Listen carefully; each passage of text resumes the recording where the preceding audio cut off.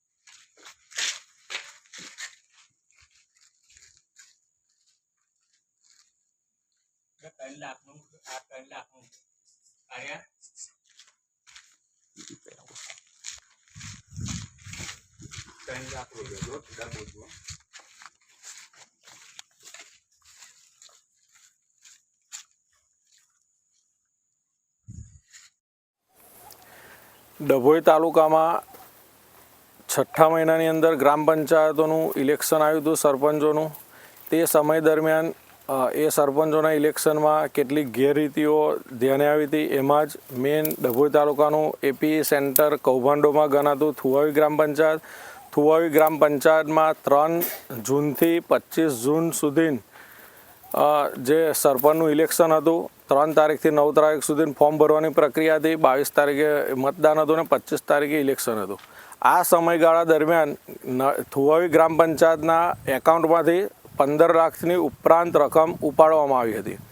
જો આચારસંહિતા હોય તો આટલી બધી પૈસા ઉપાડવાની જરૂર ઝડપથી કેમ પડી એ પ્રશ્નો ઊભા થયા હતા। ત્યાર પછી એ ઇલેક્શન પત્યા પછી મારા દ્વારા તાલુકા પંચાયતમાં તાલુકા વિકાસ અધિકારીને આરટીઆઈ દ્વારા આ કામોના કાગળો માગવામાં આવ્યા હતા। 7/7/2025ના રોજ મેં આરટીઆઈ કરી હતી। એ આરટીઆઈનો કોઈ જવાબ મને ન મળતા 30 દિવસ પછી મેં જિલ્લામાં એની અપીલ કરી હતી। જિલ્લામાંથી અપીલમાંથી ગ્રામ પંચાયતને તલાટીને લગતો વિષય હોય, ટીડીઓને સૂચના આપવામાં આવી કે અપીલ તમારે ચલાવવાની।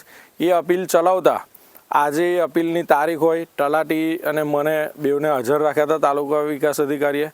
એની અંદર સ્પષ્ટ રીતે ભ્રષ્ટાચાર દેખાઈ આવ્યો। ટીડીઓને મેં એક અંબાવ ગામનું જે સ્મશાન અને સ્મશાનની બાજુમાં બનાવેલ નાડું જે 3 લાખ રૂપિયા બેઉની કિંમત છે, એ જૂન મહિનામાં નાણાંની કિંમત ઉપાડવામાં આવી છે। અત્યારે આપ જોઈ શકો છો નાણાંમાં ખાલી 3 પાઇપ નાખેલી છે। આ નાડું મેક્સિમમ 1.5 કે 2 લાખ રૂપિયામાં જ બનતું હોય એવું કોઈ ધારાધોરણવાળું 3 લાખનું એસ્ટિમેટ નથી કે 3 પાઇપનું આ નાડું બની શકે।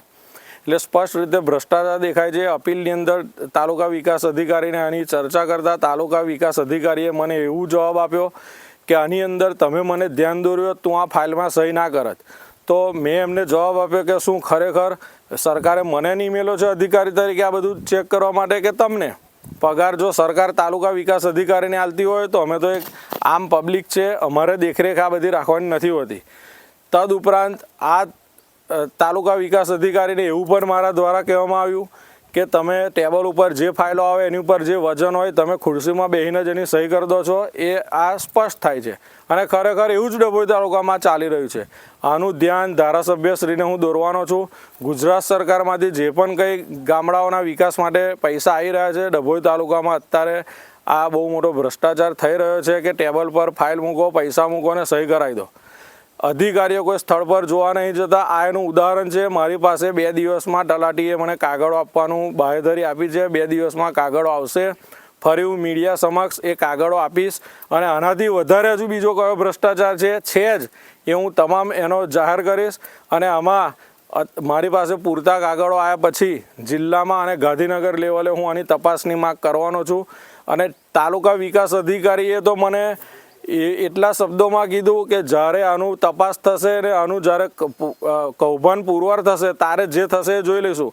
તો શું આવા તાલુકા વિકાસ અધિકારીને આટલો બધો કોનો એમને બેકગ્રાઉન્ડ છે, એ કોના પ્રતાપે આવું બોલી રહ્યા છે? શું અધિકારીઓને કોઈ ધાક જ નથી રહી? સરકારના પૈસા આવે મન ફાવે એવી રીતે ઉપાડી લેવાના, મન ફાવે એવી રીતે કામો કરાવવાના? તો ખરેખર અધિકારીઓમાં ધાક નથી રહ્યું સાબિત થાય છે. અધિકારી જો આવું મને કહેતા હોય કે જ્યારે ભ્રષ્ટાચાર આવશે ત્યારે જોઈ લઈશું, એમને કોઈ પ્રકારની બીક રહી નથી. અને હજુ 2 દિવસમાં કાગળ આવશે ત્યારે એનું હજુ આગળ આપણે એની માંગ કરવાનો છું અને એમાં હજુ વધારે કૌભાંડ આવશે એની હું બાંહેધરી આપું છું. અને એ સરકારને હું એક અપીલ કરું છું કે આની ન્યાયિક તપાસ થાય તો ખરેખર કયા અધિકારીઓ કયા કોન્ટ્રાક્ટરોનું કૌભાંડ છે એ ખરેખર બહાર આવી શકે.